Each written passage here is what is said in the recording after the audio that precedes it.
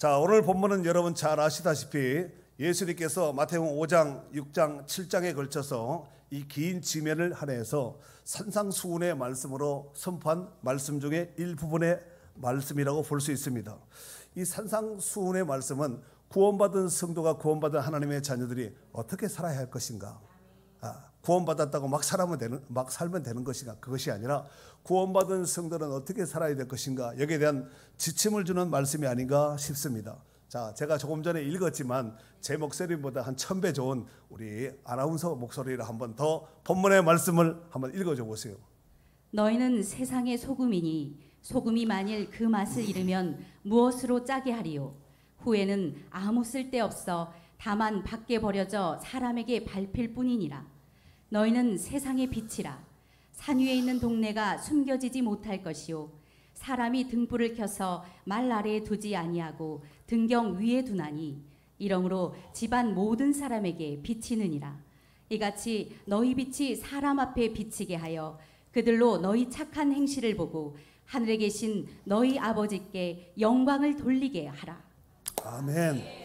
자, 오늘 읽었던 이 말씀은 일명 빛과 소금으로 많이 알고 있는 예수님의 비유의 말씀인데, 실상을 보니까 빛과 소금이, 빛이 먼저 나오지 않고 소금이 먼저 나오고 빛이 나중에 나오지요. 그래서 어떻게 본다면 소금과 빛, 이렇게 비유를 내지 순서가 맞지 않겠나 싶습니다. 그런데 표현상 빛과 소금, 우리가 일반적으로 많이 입에 익숙하고 많이 이렇게 사용하는 것이기 때문에 제가 빛과 소금, 빛을 먼저 하고 소금을 나중에 해서 말씀을 전하도록 하겠습니다. 고대 히브리인들이 집에서 사용하던 등잔의 형태는 정말 단순하고 보잘것없는 형태였습니다. 제가 아까 이걸 원래 좀 들고 왔어야 되는데 이거 오다가 보니까 짐이 많아서 이걸 못 들고 왔습니다. 이거 이렇게 생겼습니다.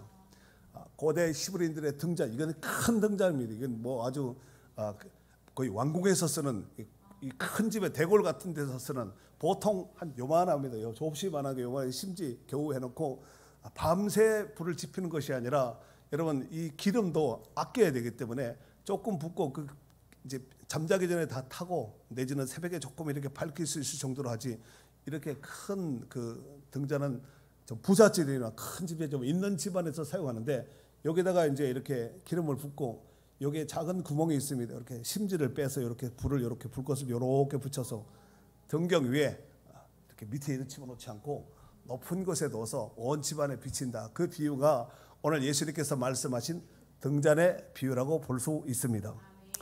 자, 그렇다면은 이 등잔, 이 등불의 역할과 사명은 무엇일까요?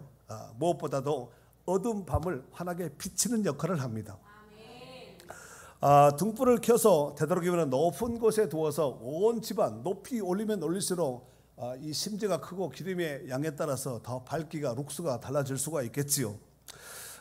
그래서 14절, 오늘 보면 14절 15절을 제가 다시 한번 읽어보면은, 너희는 세상의 빛이라.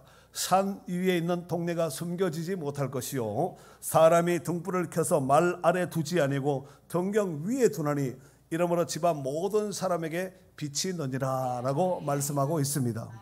이 빛이다라는 말이 람포라는 단어를 쓰는데, 람포는 번쩍번쩍 빛이다. 그럼 빛이 이게 심지를 켰는데 이게 불이 붙은 건지 불이 밝은 것인지 켰는지 안 켰는지 구별이 안 되면 안 되잖아요.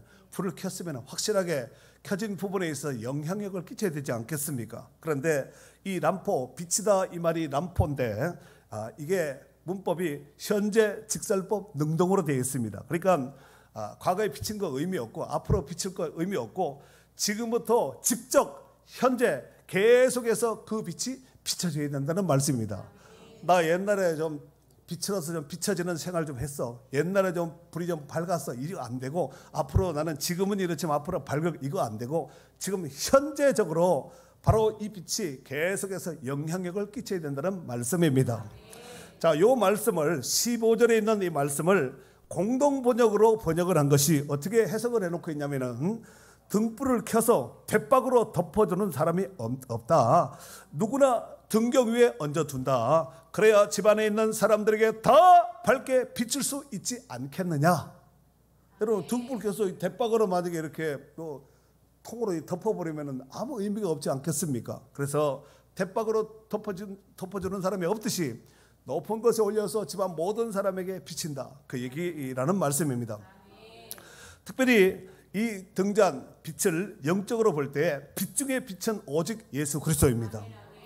요한복음 1장 9절 10절에 보면은 참 빛 곧 세상에 와서 각 사람에게 비치는 빛이 있었나니 그가 세상에 계셨으며 세상은 그로 말미암아 지은 바 되었으되 세상이 그를 알지 못했다 그랬습니다.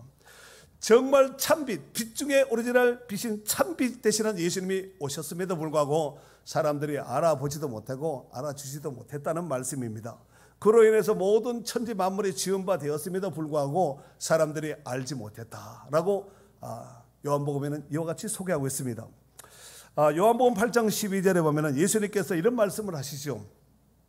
나는 세상의 빛이니 나를 따르는 자는 어둠에 다니지 아니하고 생명의 빛을 얻으리라 그랬습니다. 여러분, 예수님과 동행하는 사람은 어둠 가운데 다니지 않고 생명의 참빛 가운데 거하는 자요, 또 삶을 누리게 될 줄 믿습니다. 정리하자면은 빛의 오리지널 빛은 예수 그리스도고 우리는 빛의 반사체입니다. 여러분, 며칠이나 있으면 이제 보름달이, 추석과 함께 보름달이 이제 뜰 텐데, 추석이라서 보름달이 뜰까요? 보름달이 뜨기 때문에 추석일까요? 추석이 아니면 안 뜰 텐데 추석이니까 얘가 뜨는구나. 자, 그런데 보름달은 스스로 빛을 발할 수가 있을까요? 아니면 간접해서 거울같이 비칠까요?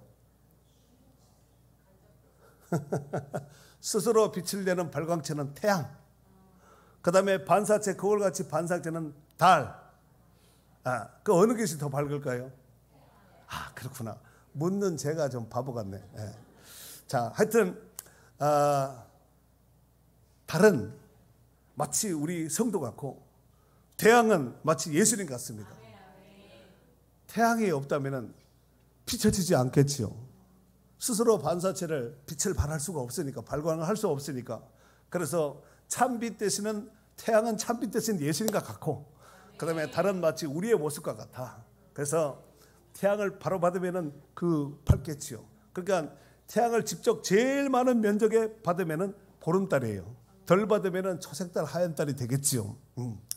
자, 그런데 그 뒤에 쭉 내려와서 14절에 보면은 예수님께서 이렇게 말씀하셨습니다. 너희는 세상의 빛이라 그랬습니다. 너희는 세상의 빛이 되어라가 아니라 빛이라 이렇게 말씀하고 있는데, 우리가 빛이신 하나님의 자녀가 된 것은 우리 스스로 모범적인 삶을 살아서 빛이 된 것이 아니라 생명의 주님께 가지처럼 연합되었기 때문에 우리가 빛의 자녀가 된 줄 믿습니다. 신약성경 에베소서 5장 8절 9절 말씀에 보면 이런 말씀이 있습니다. 너희가 전에는 어둠이더니, 전에는 뭐였다고요? 다 너나 할 것 남녀노소 빈부귀천 치희고화를 막론하고 다 어둠이었더니 이제는 그리스도 예수 안에서 있는, 이제는 주 안에서 빛이라. 빛의 자녀들처럼 행하라. 빛의 열매는 모든 착함과 의로움과 진실함에 있느니라. 그러므로 빛의 열매도 풍성하게 맺는 축복된 성도들이 되어야 될 줄 믿습니다. 자, 두 번째로 너희는 세상의 소금이라 라고 말씀하고 있는데 13절 한번 더 읽어줘 보세요. 13절만. 너희는 세상의 소금이니 소금이 만일 그 맛을 잃으면 무엇으로 짜게 하리요? 후에는 아무 쓸데없어 다만 밖에 버려져 사람에게 밟힐 뿐이니라. 아멘. 너희는 어디의 소금이라고요? 세상의 소금이라는 것이죠.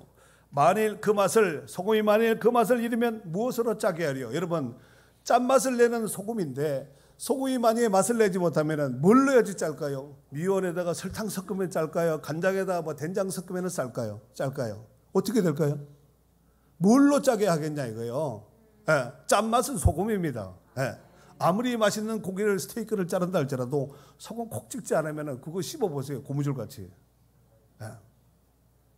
그래서 고대인들에 있어서 이 소금이라는 뜻은, 이 소금이란 말은 지킨다, 보존한다 이런 의미로 사용되었습니다. 이것은 소금의 중요한 역할이지요. 소금은 본래 맛을 유지하고 음식이 변질되지 않도록 보존하는 역할을, 부패 방지를 하지요. 흔히들 주방에서 요리할 때 소금이 들어가지 않는 음식은 거의 없습니다. 아무리 좋은 음식이라 할지라도 소금이 들어가지 않으면 맛이 없기 때문에 그렇습니다. 그래서 욥기서 6장 6절 말씀에 보면은 이런 말씀이 있습니다. 싱거운 것이 소금 없이 먹히겠느냐? 닭의 알 흰 자위가 맛이 있겠느냐? 그랬습니다. 닭의 알 흰 자위가 맛이 있겠느냐? 싱거운 것이 소금 없이 먹히겠느냐? 애들 또 고기 씹다가 애들 고기 이렇게 씹으면은 안 삼키는 애들 있지요. 근데 보니까 소금을 콕 찍어가지고 엄마가 이렇게 콱 집어넣어주면은 살살 이렇게 집어넣어주면은 이 금방 꼬까닥 삼키는 거예요. 근데 애들이 소금이 안 들어간 고기는 그냥 고무줄 씹듯이 껌 씹듯이 질겅질겅 씹거든요. 그런데 소금을 찍어 맛소금을 찍어가지고 탁 넣어주면은 금방 삼키고 또 달라 그래요. 몰랐지요? 다 알고 있었나? 그래요. 이러보건대 소금이 음식의 맛을 내에 있어서 결정적인 역할을 하듯이 세상 속의 성도들은 소금과 같이 결정적인 역할을 하는 성도들이 되어야 될 줄 믿습니다. 왜 그렇게 되어야 되냐면은 16절 말씀에 보면은 16절 한번 읽어줘 보세요. 이같이 너희 빛이 사람 앞에 비치게 하여 그들로 너희 착한 행실을 보고 하늘에 계신 너희 아버지께 영광을 돌리게 하라. 자, 이 말씀 가운데서 너희 빛이 사람 앞에 비치게 하라 그랬습니다. 비치게 하려면 어떻게 될까요? 등경은 이 등불은 등격 위에 높은 것에 도이 될 것이고 소금은 소금자루 안에 있는 소금이 되어야 될 것이 아니라 음식에 내지는 어느 곳에 가가지고 영향력을 녹아서 영향력을 끼쳐야 되지 않겠습니까? 네, 그렇죠. 그래서 그렇게 함으로 인해서 하늘에 계신 너희 아버지께 영광이 되게 하라는 말씀입니다. 빛의 역할을 하고 소금의 역할을 하게 된다면은 우리가 빛의 역할이 있고 소금의 역할이 있듯이 하나님의 자녀된 성도들이 이 빛의 역할 또 소금의 역할을 제대로 잘 감당하게 된다면은 하늘에 계신 우리 아버지 하나님 앞에 영광이 된다는 거예요. 예수님께서 하나님의 자녀들을 소금으로 비유하시면 하나님의 자녀된 자들은 세상과 구별된 하나님의 형상을 회복되어서 본래의 삶을 살아나는 얘기예요. 여러분 예수 믿지 않고 구원받기 전에 우리 상태는 빛은 코서가고 불 꺼진 빛이고 불 꺼진 등잔이고 어쩌면은 소금이 맛을 잃은 이런 그 소금과 같은 이런 존재였다는 것이지요. 하지만 예수 그리스도를 믿고 구원받은 하나님의 자녀된 자들은 분명한 빛의 역할을 해야 될 것이고 빛의 사명을 감당해야 될 것이고 소금자루 안에 있는 소금이 아니라 어느 곳에 가든지 부패를 방지하든지 맛을 내든지 그 영향력 역할을 감당해야 된다는 말씀입니다. 이스라엘에서는 소금을 얻는 방법이 아주 특별하게 채취합니다.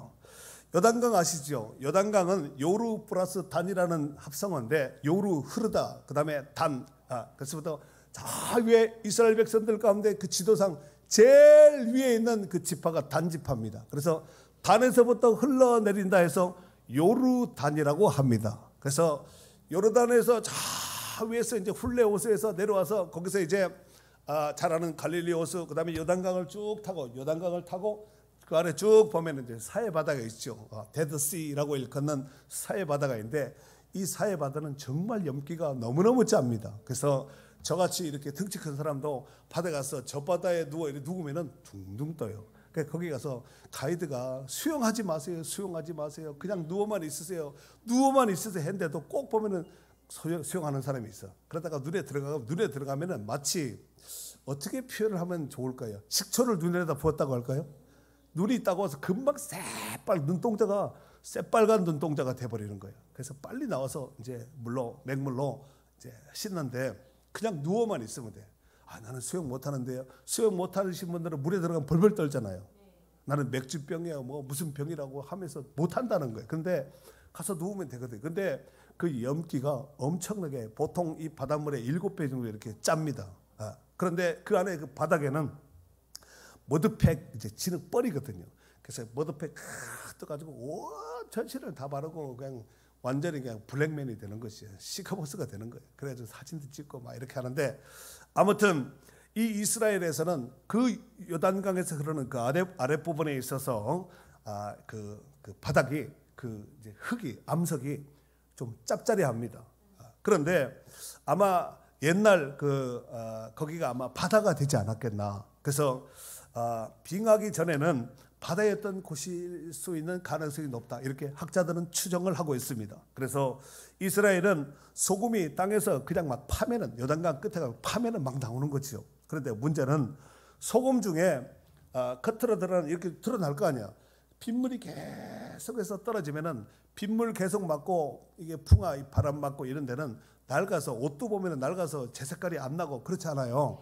그래서 계속해서 비가 쏟아지고 풍화 작용으로 인해서 소금 모양은 가지고 있지만 소금의 맛을 잃어버린 소금들이 많다는 것입니다. 결국 그런 소금은 어디다 쓰겠어요? 음식에도 못 쓰고 이게 뭐 그 부패를 방지할 수 있는 어떤 그 것으로도 못 쓰고 결국은 예수님이 말씀하신 것처럼 길에다 버려진다는 거죠. 그래서 사람들에게 밟힌다. 이 말씀을 하셨습니다. 그래서 오늘 본문에 예수님께서 맛을 잃은 소금은 밖에 버려진다라고 말씀하고 있는데 13절은 제가 한 번 더 읽어보도록 하겠습니다. 너희는 세상의 소금이니 소금이 만일 그 맛을 잃으면 무엇으로 짜게 하리요? 후에는 아무 쓸데없어 다만 밖에 버려져 사람에게 밟힐 뿐이니라. 그렇습니다. 여러분, 짠맛을 잃은 소금은 밖에 버려질 뿐만 아니라 사람들에게 밟힌다고 말씀하고 있습니다. 이것은 소금을 통한 예수님의 비유의 말씀으로서 구원받은 성도가 세상 속에서 소금과 같은 선한 영향을 발휘하지 못하면 제 역할을 감당하지 못하면 결국은 세상 사람들로부터 밟히게 된다는 말씀이 아니겠습니까? 이러한 현상은 지금도 맛을 잃은 성도나 분명히 성도요 직분을 가지고 있는 성도임에도 불구하고 또 내지는 심지어 주의 종이라 할지라도 제 역할을 감당하지 못하면 세상 사람들로부터 밟혀지는 지탄의 대상이 될 수밖에 없다는 말씀입니다. 결국 성도나 주의 종들의 정체성을 잃어버리지 않도록 해야 될 줄 믿습니다. 자, 그렇다면 진짜 짠맛을 내는 소금은 어떤 역할을 해야 될까요? 맛을 낼 때는 확실한 맛을 내줘야 됩니다. 소금을 넣는데 한 숟가락 넣고 두 숟가락 넣는데 넣는 것이나 넣을 별 상관이 없다. 그 소금은 빨리 갖다 버려야 됩니다. 소금으로도 안 돼요. 왜냐하면 소금을 갖다 밭에다 넣으면 밭을 버립니다. 농사가 안 돼요. 안 됩니다. 한번 시험해보지 말고 제 말을 믿고 안 됩니다. 절대로 소금을 밭에 뿌리면 안 돼. 그래서 길에 뿌릴 수밖에. 그래서 연막 칼슘 뿌리고 막 이러는가 봐. 그런 느끼고 해야 되니까. 자, 그런데 짠맛뿐만 아니라 썩어져가는 이 세상 가운데서 정말 거룩한 부패 역할을 감당할 수 있는 성도들이 되어야 될 줄 믿습니다. 그렇다면 짠맛을 내고 부패를 방지하려면 어떻게 해야 될까요? 그것이 바로 소금은 결정체로 그냥 있으면 안 되고 녹아져야 됩니다.